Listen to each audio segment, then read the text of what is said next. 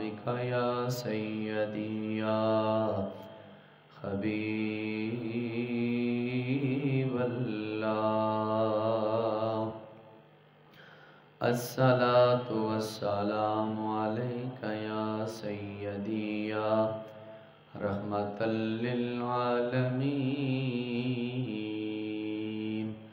وعلى آلك وأصحابك يا سيدي يا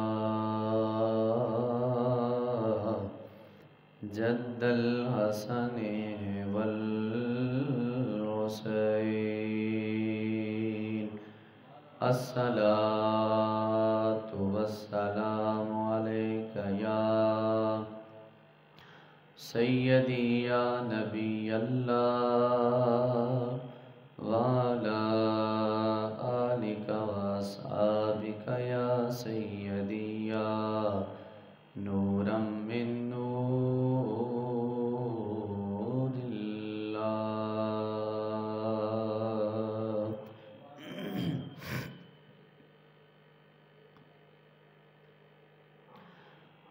محبوب کی محفل کو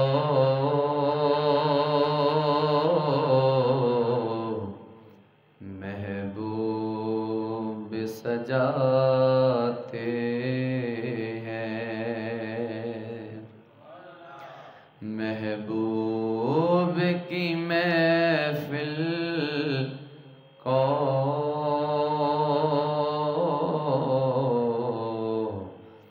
محبوب سجاتے ہیں. آتے ہیں وہی جن کو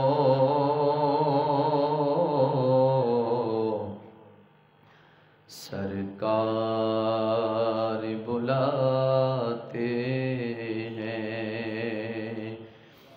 آتے وہی جن کو سرکار بلاتے ہیں. وہ لوگ خدا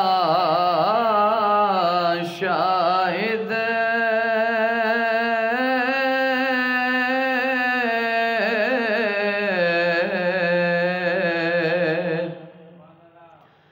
قسمت کے سکندر ہیں.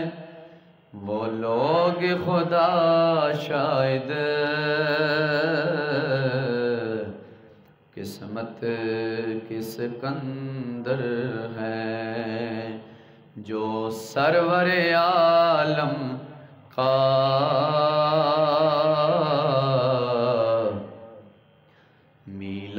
میلاد مناتے ہیں. جو سرور عالم کا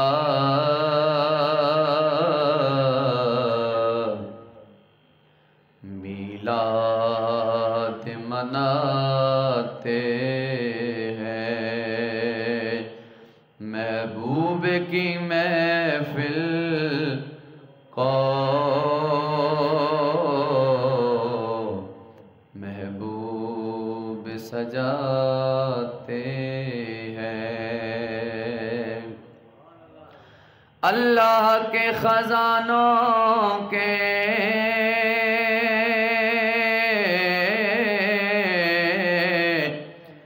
مالک ہیں نبی سرور. اللہ کے خزانوں کے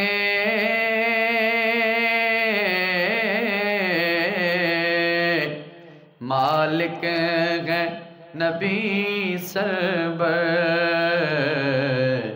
یہ سچ نیازی ہم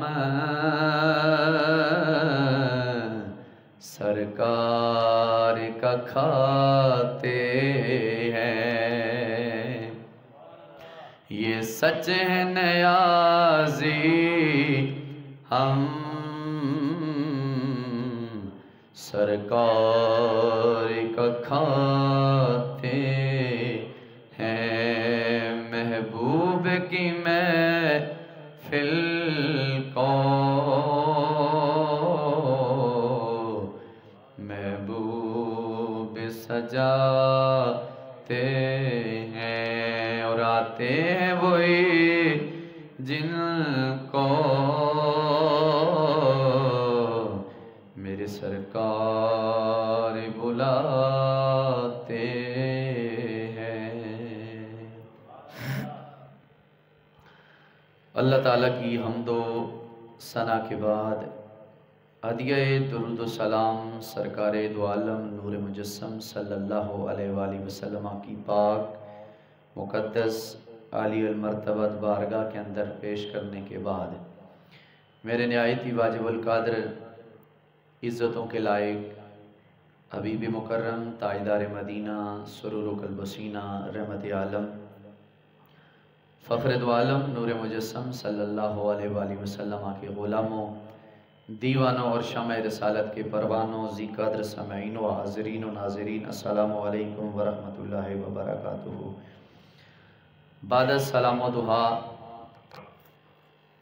پاک پروردگار کی پاک بارگاہ میں دعا گو ہوں اللہ تعالیٰ میری اور آپ کی حاضری اپنی پاک بارگاہ میں شرف قبولیت عطا فرمائے، اور جو میں نے آیہ پاک کا مختصر جامع تر حصہ آپ احباب کے سامنے تلاوت کرنے کا شرف حاصل کیا ہے، اس کے ضمن میں پروردگار عالم میری زبان پر کلمۃ الحق جاری و ساری فرمائے اور سن سنا کر عمل پیرا ہونے کی توفیق خاص عطا فرمائے۔ گرامی القدر سامعین و حاضرین و ناظرین، وقت مختصر ہوتا ہے لیکن کوشش ہوتی ہے کہ اپنی حاضری پیش کی جائے اور سننے والوں کو اس چیز سے روشناس کرایا جائے کہ ہمارے نبی کی ذات بھی اعلیٰ ہے، ہمارے نبی کی صفات بھی اعلیٰ ہے، ہمارے نبی کی آل بھی اعلیٰ ہے، میرے نبی کے صحابہ بھی اعلیٰ ہیں۔ صرف اور صرف بیان کرنا مقصد ہوتا ہے، دلوں کے اندر بات اتارنا نہ کسی خطیب کے بس کی بات ہے، نہ کسی نقیب کے بس کی بات ہے، نہ کسی مفسر کی بس کی بات ہے، نہ کسی مقرر کے بس کی بات ہے، نہ کسی محدث کی دل کی بات ہے کہ وہ دل میں بات اتار دے۔ دل میں بات اتارنا اور دل کو پھیر دینا یہ فقط اللہ کی ذات اور جس پہ رسول اللہ راضی ہوں اس کے دل کو اللہ نوراً علی نور بھی فرما دیتے ہیں اور بات کو بھی سمجھا دیتے ہیں۔ ہماری ایک ڈیوٹی ہے، اس ڈیوٹی کو ہم جو اللہ اور اس کے محبوب نے ہمارے ذمہ لگائی ہے اس کے مطابق ہم چلانے کی کوشش کر رہے ہیں۔ ہماری یہ ڈیوٹی نہیں کہ کسی کو زبردستی طور پر کہیں ہمارے عقیدے میں آ جاؤ، ہماری یہ ڈیوٹی نہیں زبردستی پکڑ کے لے آیا تم مسجد میں آ جاؤ، ہماری ڈیوٹی نہیں کہ دین کے معاملے میں اس کی ذاتی تعلقات کی وجہ سے اسے نشانہ بنا کر اسے ذاتیاتی اٹیک کی جائے، یہ ہماری بس کی بات نہیں ہے اور نہ ہی ہمیں شریعت حکم دیتی ہے۔ ہمارا صرف کام یہ ہے، قرآن کہتا ہے وَمَا عَلَيْنَا إِلَّا الْبَلَاغُ، تم نے بات آگے پہنچانی ہے، صرف لوگوں کے کانوں کے دروازوں تک آواز تم نے پہنچانی ہے، یہ تمہارے ذمہ فرض بھی ہے، قرض بھی ہے۔ تو ہماری یہ کوشش ہے اور نوکری ہے جو اللہ اور اس کے حبیب نے لگائی ہے کہ تم لوگوں کو حق کی بات بتاؤ، سچی بات بتاؤ، کھری بات بتاؤ۔ اگر اس سچ میں تمہارا والد ناراض ہوتا ہے تو کوئی بات نہیں، اگر اس سچ بتانے میں تمہاری والدہ ناراض ہوتی ہے تو کوئی بات نہیں، تمہارے ماموں ناراض ہوتے ہیں تو کوئی بات نہیں، تمہارے چچا ناراض ہوتے ہیں تو کوئی بات نہیں، خاندان والے ناراض ہوتے ہیں تو کوئی بات نہیں، آل اولاد رشتہ دار محلے دار برادری دار ناراض ہوتے ہیں تو کوئی بات نہیں، नाराज ना हो तो ना हो, कौन ना हो? या रब की जात नाराज ना हो या रब का हबीब नाराज नहीं होना चाहिए। ये दो जातें हैं, ये राजी होनी चाहिए, नाराज नहीं होनी चाहिए। रह गई बात आलो असहाब की, तो जाहिरी बात है जो रब और रसूल पे राजी होगा और इन दोनों पे भी वो राजी होगा, वो राजी हो जाएगा। तो हज़रात ज़ी वक़ार, राजी होना बरादरी की ताल्लुकदारी की वजह से, बाप की वजह से, बेटे की वजह से, औलाद की वजह से बाज लोग चुप कर जाते हैं, जी हमारी औलाद है, हमारी रिश्तेदारी है, हमारी बरादरी है। लेकिन तीन रिवायतें, रिश्तेदारी, बरादरी, आल औलाद, माँ बाप और मामू के नाम पर 3-4 रिवायतें मैं आपके सामने रखता हूं, और फिर आपको पता चल जाएगा कि इस्लाम किस चीज की मोहब्बत का इजहार करने की तौफीक देता है और किस चीज के करने का हुक्म देता है और किस चीज के न करने से मना फरमाता है। अब सुने, मैंने बात कही जब मसला इस्लाम का आ जाए, जब मसला ईमान का आ जाए, ना बरादरी, ना रिश्तेदारी, ना महल्लेदारी, ना इज़्ज़ा अक़रबा, ना वडेरी, ना जनाबे वाला कोई और चक्कर देखा जाएगा। उसमें अगर देखा जाएगा तो रसूलुल्लाह के दीन को देखा जाएगा। बेटा और बाप की निस्बत बड़ा अजीम रिश्ता है। एक बाप और एक बेटे की बात मैं दलाइल के साथ आपके सामने करना चाहूंगा। जब बात आएगी हमारे नबी की जात की, तो बेटा और बाप जुदा हो सकते हैं। किस बात पर?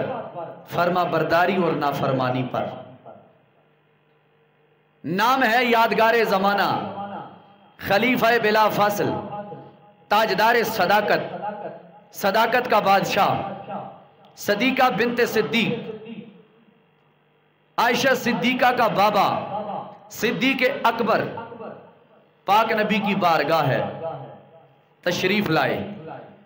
चेहरे पे आसार, चेहरे पे रंग बदला हुआ नजर आया। आका करीम मदनी ने पूछा, मेरे अबू बकर बात क्या है?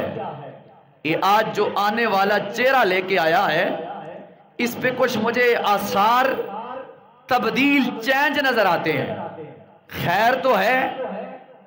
सिद्दीक अकबर बोलने लगे, अपनी कहानी अपनी जुबानी सुनाने लगे। क्या मंजर होगा जब महबूब का मुहिब सामने होगा, सिद्दीक का आका सामने होगा, कमली वाला करे सलाम, कमली वाला करे सवाल, जवाब दे सिद्दीक अकबर। फरमाया, मेरे प्यारे पहले भी आता था, लेकिन चेहरे पे ऐसी उदासी, ऐसी परेशानी नजर नहीं आई। आज चेहरा तो लेकर आए हो, लेकिन उदासी किस बात की? ये तो वो बारगाह है कि जिस बारगाह में भूखा प्यासा भी आता है तो मेरे चेहरे की एक झलक देखता है, अल्लाह उसको भी सैराब और फरमा देता है। ये परेशानी कैसी? अबू बकर बोलने पड़े, आका बस एक बात से नाराज हो गया हूं, गुस्सा आ गया है। क्या? फरमाया, जो मेरा बाप है ना अबू कहाफा, इसने आपके बारे में कोई गलत जुमला बोला है, गलत जुमला बोला है, मैंने थप्पड़ मारा है। किसको? अपने अब्बू जान को। कौन कह रहा है? अबू बकर सिद्दीक। किसको कह रहे हैं? नबी मुकर्रम को। कौन नबी मुकर्रम? जो अल्लाह की जात के बाद नबियों का इमाम भी है, रसूलों का सुल्तान भी है। जाकर सुने, और मैं एक बात आपको समझाऊंगा। कह रहे हैं, आका मेरे बाप ने आपके बारे में जुबान खोली है, बेअदबी के जुमले बोले हैं। लाओकाना हिंदी सैफन लकतल तो हूं, आका बस थप्पड़ ही मारा है। अगर मेरे पास लाओकाना, अगर होती हिंदी मेरे पास सैफन तलवार, लकतल तो हूं, मैं अपने अब्बा को थप्पड़ ना मारता, उसका सर तन से जुदा करके रख देता। ہے ابا، بولنے کی جسارت صدیق اکبر پاک نبی کی بارگاہ میں، کہا آقا بس میں نے برادری نہیں دیکھنی تھی کہ یہ میرا باپ تھا، میں نے تو یہ دیکھنا تھا یہ آپ کے بارے میں اس نے غلط جملہ بولا ہے، بس نصیب اس کا اچھا تھا کہ میرے پاس تلوار نہیں تھی۔ سرکار مسکرائے، فرمائے رہنے دو، چھوڑ دو۔ کیوں؟ سرکار کی نگاہ دیکھ رہی تھی چند دنوں کے بعد یہ ابو قحافہ میرا غلام بن کے کلمہ پڑھ کے مسلمان ہو جائے گا، چند ہی دنوں کے بعد میرے تیرے پاک نبی کی پاک بارگاہ کے اندر ابو بکر صدیق کا والد ابو قحافہ حاضر خدمت ہو گئے، عرض کرنے لگے سونےاں بڑی جناب والا آپ کی بارگاہ میں بدخائی کی، آپ کی بارگاہ میں چغل خوری اور غیبت کی باتیں کی ہیں، لیکن آج پاک پروردگار نے جو مقلب القلوب ہے، دلوں کا پھیرنے والا ہے، اس نے میرے دل کو پھیرا ہے، آج میں آپ کی بارگاہ کے اندر آیا ہوں لیکن نیت صاف لے کے آیا ہوں، کملی والے مجھے آپ اپنا کلمہ پڑھائیں، غلاموں میں میرا نام لکھوا دیں۔ کلمہ پڑھایا، مسلمان بنایا۔ تو صدیق کی صداقت نے یہ ہمیں کیا پیغام دیا؟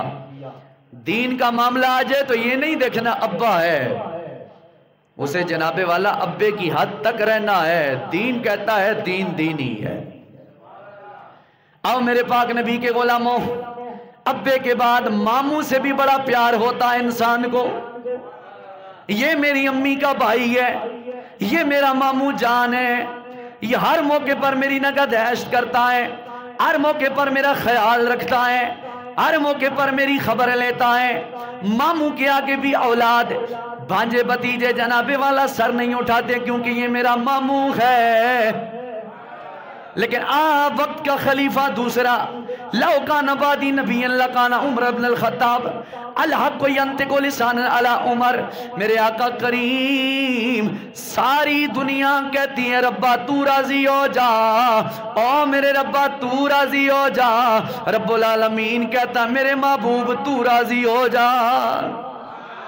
ساری دنیا رسول اللہ کو مانگتی آقا ہمارے گھر میں آ جائیں، ساری دنیا کہتی آقا میرے دل میں آپ کا ڈیرا بس جائے، ساری دنیا والے کہتے ہیں کلمہ پڑھنے کے بعد حضور کی غلامی میسر آ جائے، ساری دنیا والے کہتے ہیں کملی والے سے تعلق جڑ جائے، ساری دنیا کہتی ہے جیئے تو حضور کی محبت میں، مرے تو حضور کی محبت میں۔ او میرے پاک نبی کے غلاموں توجہ چاہوں گا، کم و پیش 1,24,000 صحابہ کرام اور پوری امت پہ رہنے والے مسلمانوں توجہ فرماؤ، ساری دنیا کہتی ہے رب راضی ہو جائے، رب کہتے ہیں رسول راضی ہو جائے، امت کہتی ہے رسول راضی ہو جائے، لیکن رسول کہتا ہے معاملہ یہ ہے کہ ربا کچھ نہیں مانگتا ساری دنیا میں سے، میں آپ سے عمر بن خطاب مانگتا ہوں۔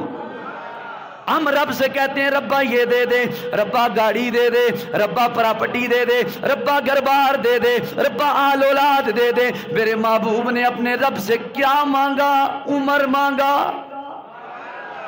جو نبی کی پسند ہے وہ امتی کی پسند ہے۔ عمر سے ہم کیوں پیار کرتے ہیں؟ میرے نبی نے پیار فرمایا اور میرے نبی نے مانگا اپنے پروردگار عالم سے، یا اللہ عمرین میں سے، دونوں عمرین میں سے جو تجھے پسند ہے وہ مجھے پسند ہے، جو تجھے پسند ہے وہ مجھے دے دے، دینا تیرا کام ہے، قبول کرنا مجھ محمد کا کام ہے۔ حضرت عمر فاروق، آپ کے ماموں کا نام ہے ابو العاص، سرکار دو عالم صلی اللہ علیہ وسلم کی بے ادبی اور گستاخی کی، میرے سرکار کا دربار گوہر بار لگا۔ توجہ سے میری طرف آپ سماعت فرمائیں، سرکار کا دربار گوہر بار لگا، ایک شخص بڑے جگہ جناب والا جہو جلال سے تلوار اور جناب والا کھوپڑی ہاتھ میں سر کی لے کے آ رہا ہے۔ آقا کریم فرماتے ہیں جب قریب پہنچا تو دیکھنے والوں نے دیکھا وہ کون ہے؟ وہ میرے نبی کی جناب والا سسر ہے، عمر بن خطاب ہے، ہاتھ میں سر جناب والا پکڑ کے بالوں سے لے کے آ رہا ہے۔ میرے آقا کونین نے پوچھا عمر یہ کون ہے؟ عرض کی آقا یہ میرے ماموں جان ہے، یہ میرا ماموں ہے۔ میرے آقا نے فرمایا عمر یہ کیا کیا تم نے؟ یہ کیا کر دیا؟ آقا میرا ماموں تھا لیکن آپ کے بارے میں اس نے زبان غلط استعمال کی ہے، میں نے ماموں نہیں دیکھا، میں نے کملی والے آپ سے اپنا رشتہ دیکھا ہے، رشتہ دیکھا ہے۔ اب اگلی بات توجہ، ماموں کا سلسلہ بھی پتہ چل گیا، باپ کا سلسلہ بھی پتہ چل گیا۔ اب اولاد کی محبت دینے والوں، اولاد سے پیار کرنے والوں، جنگ احد کا موقع ہے۔ میرے آقا کونین فرماتے ہیں کہ جناب والا ایک عورت بڑی محبت سے دوڑتی ہوئی آ رہی ہے۔ صحابہ کرام فرماتے ہیں کہ وہ عورت بڑی جناب والا محبت کے ساتھ دوڑتی، ادھر کبھی ادھر کبھی دائیں کبھی بائیں۔ ہم نے پوچھا بتا کیوں آئی ہو؟ کیا جناب والا کس لیے تو آئی ہے؟ کہنے لگی میں بس آئی ہوں تو مجھے بتاؤ میرے رسول اللہ کا کیا حال ہے۔ صحابہ کرام فرماتے ہیں عورت آنے والی، تیرا گھر والا بھی شہید، تیرا بھائی بھی شہید، تیرا بچہ بھی شہید، تیرا باپ بھی شہید، چاروں رشتے تیرے شہید ہو گئے، چاروں کے چاروں رشتے تیرے میدان احد کے اندر شہادت کا رتبہ نوش کر گئے۔ فرمایا چھوڑ دو ما فعل برسول اللہ، سارے رشتے اگر میرے نبی کے نام پہ قربان ہو جائیں کوئی بات نہیں ہے، بتاؤ میرے نبی کا کیا حال ہے، یہ بتاؤ میرے رسول اللہ کا کیا حال ہے، حضور کیسے ہیں؟ فرمایا حضور خیریت سے ہیں، حضور ٹھیک ہیں۔ تو فرمایا کل مصیبت بعدک جلل، حضور کے ہوتے ہوئے پھر کوئی مصیبت ہمیں نہیں آ سکتی۔ باپ چلا گیا، بیٹا چلا گیا، بھائی چلا گیا، جوان بیٹا چلا گیا، فرمایا کوئی پریشانی نہیں۔ کیوں؟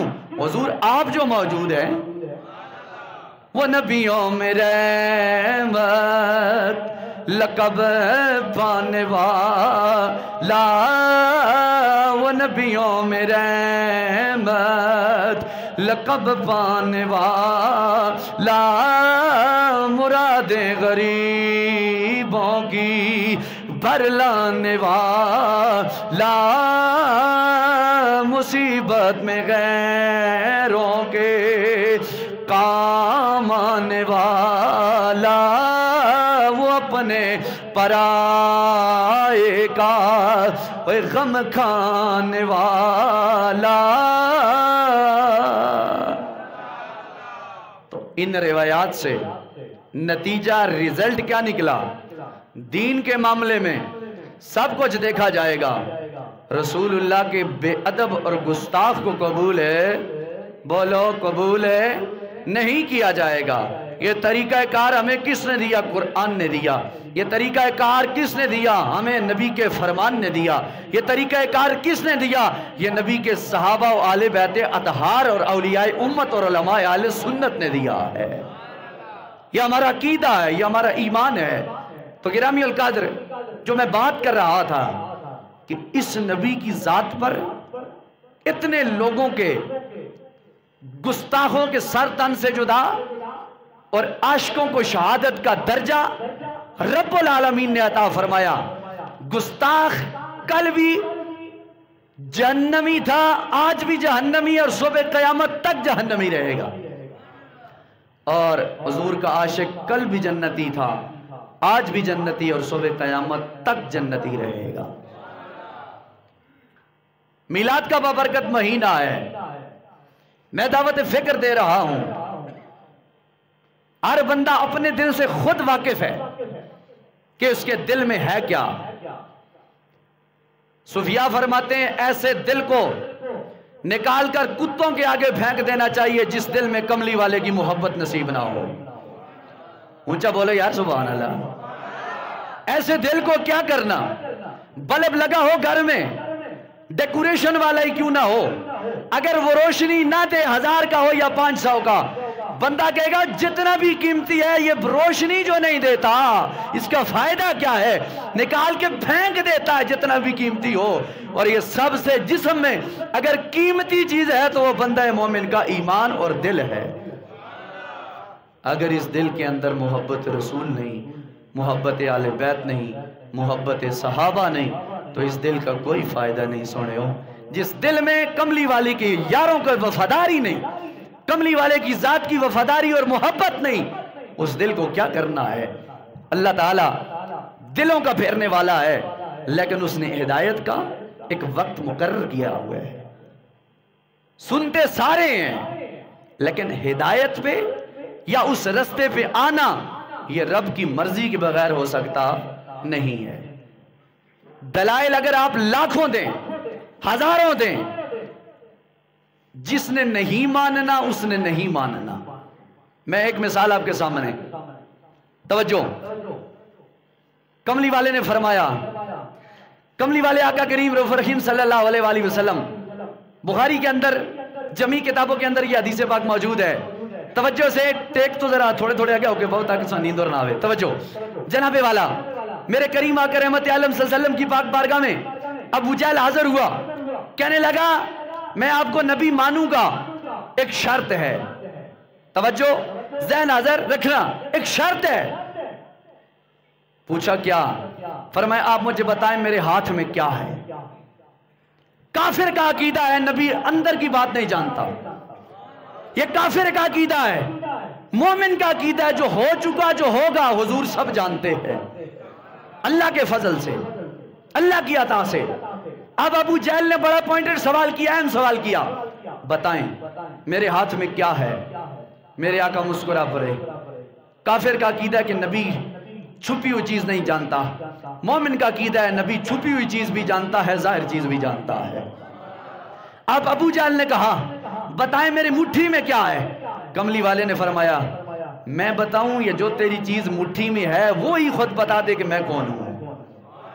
اس نے کہا یہ بات تو ہو جائے تو پھر تو اور ہی بات ہے۔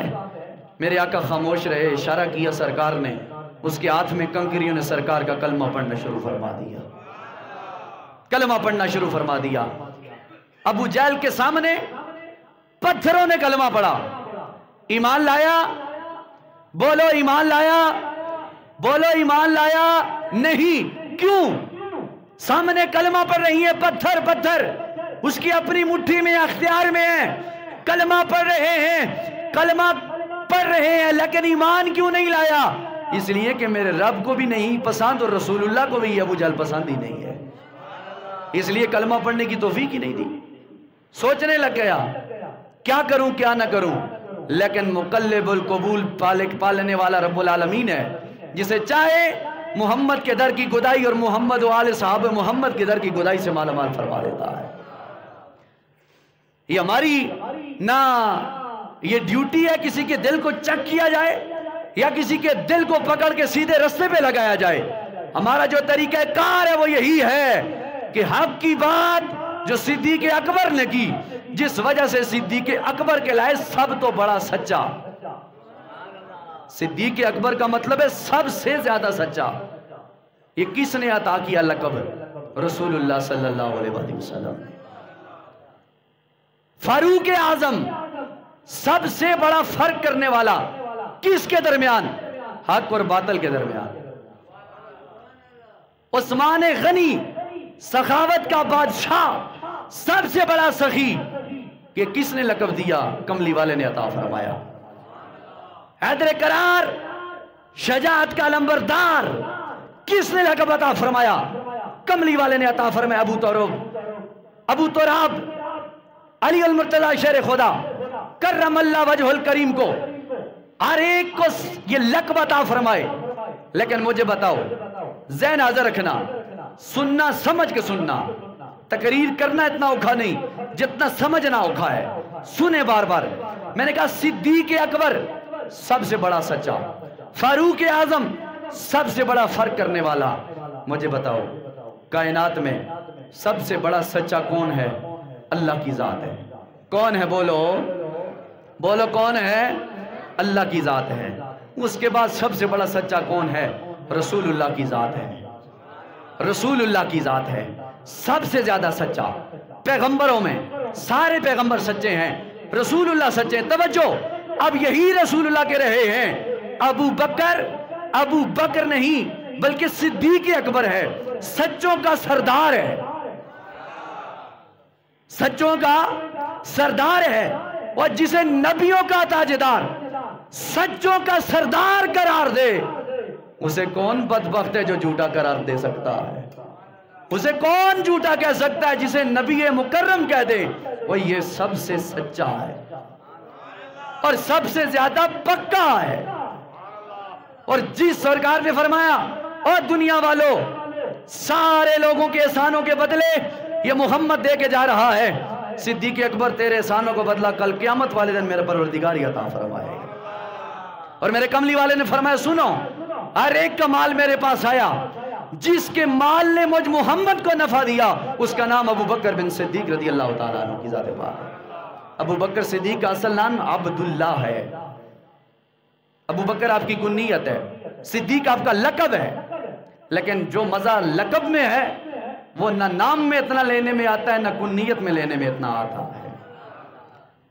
تو فاروق اعظم سب سے بڑا فرق کرنے والا کون ہے؟ اللہ کی ذات ہے، رسول اللہ کی ذات ہے۔ سب سے بڑا سخی کون ہے؟ اللہ کی ذات ہے، رسول اللہ کی ذات ہے۔ سب سے بڑا طاقتور کون ہے؟ اللہ کی ذات ہے، رسول اللہ کی ذات ہے۔ لیکن سنیں، آپ سوچ رہے ہوں گے مولانا اگر اللہ سب سے زیادہ سچا ہے تو صدیق اکبر کو سب سے زیادہ سچا کیوں کہا گیا؟ جا کے یار، جا کے ذرا سنو اور کہہ دو سبحان اللہ۔ اگر اللہ سب سے زیادہ سچا ہے تو ابو بکر صدیق کو مغل صاحب سب سے پہلے سب سے زیادہ سچا کیوں قرار دیا گیا؟ اگر سب سے زیادہ حق و باطل کا فرق کرنے والی کوئی ذات ہے اللہ کی، رسول اللہ کی، تو عمر فاروق کو سب سے زیادہ فرق کرنے والا، بلند و بالا کیوں قرار دیا گیا؟ اگر سب سے زیادہ سخاوت کا بادشاہ رب ہے، رسول ہے، تو عثمان غنی کو کیوں قرار دیا گیا؟ سب سے زیادہ طاقتور، ان بطش ربک لشدید، رب خود فرماتا ہے میری پکڑ سب سے زیادہ سخت ہے، میں طاقتور ہوں۔ تو حضرت مولا علی کو کیوں کہا گیا یہ شجاعت کا بادشاہ ہے، طاقتوروں کا بادشاہ ہے؟ آپ کے ذہن میں سوال آنا چاہیے، تو پھر تو یہ شرک ہو گیا۔ اللہ بھی اس بادشاہ، اللہ بھی طاقتور، رسول اللہ بھی طاقتور، مولا علی بھی طاقتور، اللہ بھی سچا، نبی بھی سچا، صدیق اکبر سچوں کا سردار، فاروق اعظم فرق کرنے والوں کا سردار، عثمان سخاوت کرنے والوں کا سب سے بڑا بادشاہ۔ مولانا یہ تو شرک ہو گیا۔ کیوں؟ اللہ کی ذات میں تم نے شریک ٹھہرا دیا۔ جو کہتے ہیں تم یا اللہ کہو یا رسول اللہ نہ کہو، کیوں؟ یا صرف اللہ کے ساتھ لکھی جاتی ہے، رسول اللہ کے ساتھ تم یا لکھو گے تو پھر فرق تو نہیں رہے گا نا؟ کیوں؟ ادھر بھی یا ادھر بھی یا۔ تو ہمارا ان سے پھر سوال ہے، تمہاری بات ایک سیکنڈ کے لیے مانتے ہیں، یہ بتاؤ سب سے بڑا سچا خدا ہے، رسول ہے، اور رسول اللہ کہہ رہے صدیق اکبر، اللہ اکبر سب سے بڑا، صدیق اکبر سب سے زیادہ سچا اور بڑا۔ کیا یہ شرک نظر نہیں آتا؟ سب سے بڑا فیصلہ کرنے والا اللہ کی ذات، اللہ کی صفات، یہ کیا پھر ادھر عمر کو کہہ رہے ہو فاروق اعظم؟ اعظم کا مطلب بہت بڑا، فاروق کا مطلب ہے حق و باطل کے درمیان فرق کرنے والا۔ تو عمر کو کیا کہو گے؟ معاذ اللہ یہ بھی خدا ہو گیا ہے۔ عثمان کو کیا کہو گے؟ یہ بھی خدا ہو گیا ہے۔ مولا علی کو کیا کہو گے؟ معاذ اللہ یہ بھی خدا ہو گئے؟ نہیں، ہم اس کا جواب یہ دیتے ہیں مولانا صاحب، خدا اپنی ذاتی طاقت کے ساتھ وہ سچا تھا، سچا ہے، سچا رہے گا۔ وہ اپنی ذات میں تنہا تھا، تنہا ہے، تنہا رہے گا۔ اور صدیق اکبر اللہ کی عطا کردہ صفات میں سب سے زیادہ سچے تھے، سچے ہیں، سچے رہیں گے۔ فاروق اعظم اپنی ذات میں نہیں، مالک تیری عطا کردہ صفات میں سچے تھے، سچے ہیں، سچے رہیں گے۔ عدل و انصاف کے معاملے میں فرق کرنے والے تھے، فرق کرنے والے ہیں، فرق کرنے والے رہیں گے۔ عثمان غنی سب سے زیادہ اپنی صفات میں اعلیٰ سخاوت کے بادشاہ تھے، ہیں، رہیں گے۔ مولا علی حیدر کرار طاقت میں، جرت میں، عزت میں، مرتبے میں، جلال میں، کمال میں، عزت میں، مقام میں، رتبے میں بلند و بالا شجاعت والے تھے، ہیں، رہیں گے، لیکن ذاتی طور پر نہیں، صفاتی طور پر۔ کیسے صفاتی طور پر؟ اگر ہم کہیں یہ بھی بہادر ہے اللہ بھی بہادر ہے تو پھر شرک لازم آئے گا. بات سمجھیں, بات شرک لازم آ جائے گا. شرک کسے کہتے ہیں؟ اللہ کی ذات کے مقابلے میں جس ذات کو کھڑا کیا جائے پس وہ شرک کہلائے گا. اور رب فرماتا ہے ان الشرک لظلم عظیم, شرک بہت بڑا ظلم ہے. اور رب خود فرماتا ہے میں شرک والے کی بخشش نہیں کرتا, میں شرک کرنے والے کی بخشش نہیں کرتا. اگر یہی ہمارے اوپر فتویٰ لگایا جائے کہ ادھر بھی یا ہے ادھر بھی یا ہے, تم یا رسول اللہ کہتے ہو کیوں, تو یہ آسان جواب انہیں دے دو. آپ بھی کہتے ہیں کہ صدیق اکبر, فاروق اعظم, عثمان غنی, حیدر کرار, اور ہمارا ایمان ہے سب پر. جس کا ایمان نہیں جائے جہنم میں, لیکن ہمارا تو ایمان ہے کہ میرے نبی کی صدیق کی صداقت بھی زندہ باد, فاروق کی عدالت بھی زندہ باد, عثمان کی سخاوت بھی زندہ باد, حیدر کرار کی شجاعت بھی زندہ باد, اور میرے نبی کی غلاموں کی غلامی بھی زندہ باد. یہ ایمان ہے, یہ سیدھا رستہ ہے. تو میں بات کر رہا تھا اللہ اگر سخی ہے اپنی ذات کے حوالے سے, اللہ اگر سب سے سچا ہے بڑا اپنی ذات کے حوالے سے, اللہ اگر سب سے زیادہ فرق کرنے والا ہے اپنی ذات کے حوالے سے, اللہ اگر سب سے زیادہ طاقتور ہے اپنی ذات کے حوالے سے, اور جو صدیق اکبر سب سے بڑا سچا. ایک بات اور ہی کر دوں, قائد اعظم سب سے بڑا قائد, تو اس طرف کبھی کسی نے فتویٰ نہیں لگایا قائد اعظم. قائد کا مطلب ہے لیڈر, رہنما, رہبر. اعظم کا مطلب سب سے بڑا, اللہ اعظم. ادھر قائد اعظم, فتویٰ ادھر نہیں یاد آتا کہ قائد اعظم سب سے بڑا لیڈر, اور سب سے بڑا کون ہے؟ اللہ کی ذات. یہ معاملہ کیا ہے؟ یا رب کو کہو سب سے بڑا, یا محمد علی جناح کو کہو قائد اعظم سب سے بڑا. تو اس کا جواب یہ آئے گا مولانا بات اللہ اپنی ذات میں بڑا ہے, قائد اعظم اپنی صفات میں بڑا ہے جو رب نے اسے عطا فرمائی ہے. اس طرح آپ شرک سے بچیں گے, اس طرح آپ کو پتا چلے گا کہ ہم اگر یا رسول اللہ کہیں تو ذاتی طور پر نہیں, یہ اللہ کی عطا کردہ صفت ہے. رسول اللہ اپنی ذاتی لحاظ سے اپنے معمولات میں کل بھی اللہ کی عطا سے افضل و اعلیٰ تھے, آج بھی افضل و اعلیٰ ہے, اعلیٰ ہے. تو اس لیے ہمارا عقیدہ ہے, ہمارا ایمان ہے. یہ بات آپ سمجھیں, ذات اور صفات کا چکر سمجھیں آپ. اللہ ذاتی طور پر مددگار ہے, اور جتنی بھی امت ہے اور امت کے بندے ہیں, امت کے نبی ہیں, وہ سارے کے سارے اگر ہمارے مددگار ہیں تو ذاتی طور پر نہیں ہیں. ذاتی طور پر بولو نہیں ہے, وہ رب کی عطا سے ہماری مدد فرماتے ہیں. رب نہ چاہے تو کوئی مدد نہیں کر سکتا. یہ عقیدہ اہل سنت ہے, جمہور عقیدہ اہل سنت ہے. اگر رب کے علاوہ آپ کہیں گے کوئی بندہ ذاتی طور پر ہماری مدد کرے گا تو بہار شریعت اٹھائیں, ترجمہ کنز الایمان اٹھائیں, جمیع عقائد کی کتابیں اٹھائیں, میں دکھانے کو تیار ہوں. یہ بندہ کفر میں چلا جاتا ہے اللہ کی ذات کے علاوہ اگر کسی کو اپنا حاجت روا مشکل کشا ذاتی طور پر مانے. کس طور پر؟ بولو ذاتی طور پر. ہم جتنے کو بھی مددگار مانتے ہیں, چاہے پیغمبر ہوں, چاہے آل پاک ہوں, صحابہ کرام ہوں, غوث پاک ہوں, ہم ذاتی طور پر مددگار نہیں مانتے, اللہ کی عطا سے مددگار مانتے ہیں. اور اللہ کی عطا سے مددگار ماننا بندہ کافر نہیں ہوتا. میری مدد کریں جی چودھری صاحب, مغل صاحب میری مدد کریں, بندہ کہے نا جناب کیا بات ہے, حاجت روا مشکل کشا صرف اللہ ہے, تو آپ ان سے مدد مانگ رہے ہیں, شرک ہو رہا ہے؟ نہیں. جواب آئے گا نہیں, دینے والا ذاتی طور پر حقیقی طور پر رب ہی ہے, آگے وسیلے اس نے بنا دیے, یہ بھی کرم فرما دے گا, وہ بھی کرم فرما دے گا. تو یہ ہے ذات اور یہ ہے عطا. ایک ہوتی ہے ذات جو اللہ کی ذات ہے, ایک ہے عطا جو اللہ جسے عطا کر دے, کسی کو بولنے کی طاقت دے دے, کسی کو کام کرنے کی طاقت دے دے, کسی کو بلانے کی طاقت کر دے, کسی کے دشمن کی آنکھوں میں آنکھیں ڈال کر بولنے کی طاقت دے دے. یہ رب کی عطا ہے, ذاتی مسئلہ نہیں ہے. یہ جو میں بول رہا ہوں اس میں میرا کمال نہیں, یہ رب کی عطا ہے مجھ پر.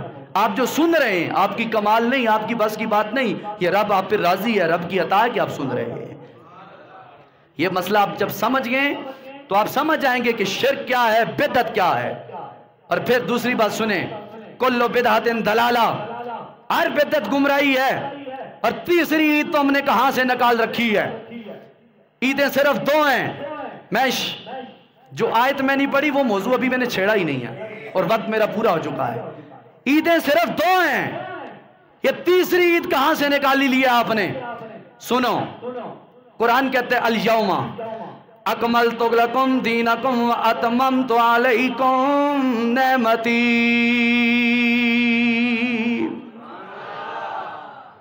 حضرت آقا علیہ السلام کے صحابہ سے فرمانے لگے یہود و نصارہ، فرمایا وہ یہ آیت تمہارے قرآن کی نازل ہوئی، تم نے عید کیوں نہیں بنائی؟ فرمایا حضرت عمر سے غالباً، تو حضرت عمر نے فرمایا کس دن یہ پتہ ہے، یہ کس دن؟ عرفات کا دن تھا، عرفات کا دن تھا، عرفات کا موسم تھا اور جمعے والا دن تھا، یہ آیت میرے پروردگار نے نازل فرمائی ہے۔ اور اس آیت کے نازل ہونے سے پہلے اللہ نے ہمیں دو عیدیں عطا فرمائی ہیں۔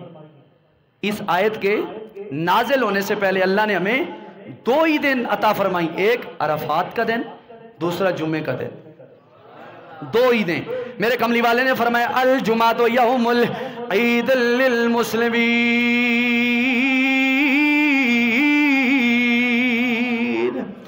میرے پاک نبی نے فرمایا اور میرے کملی والے نے فرمایا میرے غلاموں، عید کا دن، جمعے کا دن بھی مسلمانوں کے لیے عید کا دن ہے۔ مہینے میں 4 جمعے، 12 مہینے میں 12 چوک 48، تو ان عیدوں کا کیا بنے گا؟ حضور کا فرمان ہے الجمعۃ یوم العید للمسلمین، مسلمانوں کے لیے جمعے والا دن بھی عید سے کم نہیں ہے، عید ہے۔ تو یار اگر ہفتے میں ایک عید آتی ہے، مہینے میں 4 عیدیں آتی ہیں، تو سال میں 48 جمعے، کتنی عیدیں؟ تو پھر عید الفطر، عید الاضحیٰ 50 ہو گئیں، میلاد النبی 51 ہو گئیں، 51 ہو گئیں۔ لیکن یہ باتیں ایک طرف رکھو، مجھے بتاؤ عید الفطر، عید الاضحیٰ، تمہارا اگر اعتراض مان لیا جائے کہ عیدیں صرف 2 ہیں، مجھے بتاؤ یہ عیدیں ملی کس وجہ سے ہے؟ بندہ گھر بناتا ہے، بنیاد پکی کرتا ہے، اور عیدیں ملی کس کے وجہ سے؟ کیا رسول اللہ کے آنے سے پہلے عید الفطر تھی؟ رسول اللہ کے آنے سے پہلے عید الاضحیٰ تھی؟ رسول اللہ کے آنے سے پہلے یہ معمولات تھے؟ نہیں۔ ہماری ساری عیدیں، ساری بہاریں کملی والے کے نالین مقدس کی مہربانی کی وجہ سے ہے۔ اس سے بڑی عید کیا ہے؟ سرکار کے صدقے ہمیں ایمان